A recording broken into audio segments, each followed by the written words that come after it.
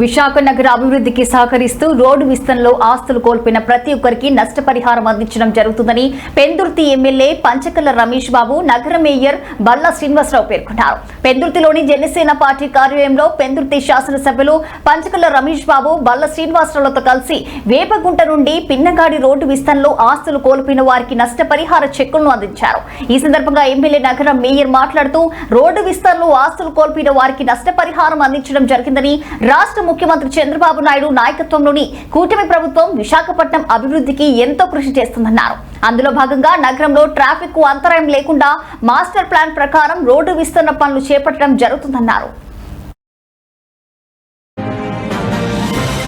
పూర్తి చేస్తామని మాట ఇవ్వడం, దాంట్లో భాగంగా ఎవరైతే పేదవారు ఉన్నారో,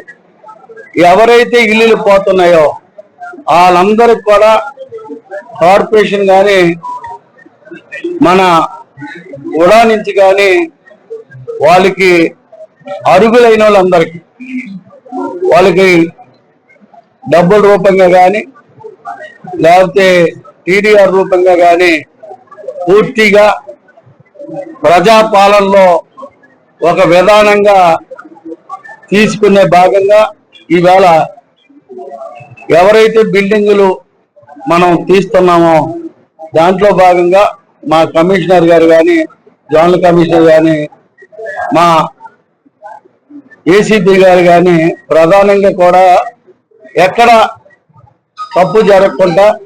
దాన్ని అన్ని విధాలుగా నిర్ణయం ఏదైతే మేమంతా కూడా కూటమి నాయకత్వం అంతా కూడా ప్రెస్టేజీగా తీసుకుని వేపగుంట టు పెనగాడి రోడ్డు అనేక అడ్డీస్ వచ్చినప్పటికీ కూడా ఆర్ఎన్బి రోడ్డు మేము వేయటానికి వీలు కాదని బిఎంఆర్డీఏ అన్నప్పుడు ఆర్ఎన్బి మినిస్టర్తో నో అబ్జెక్షన్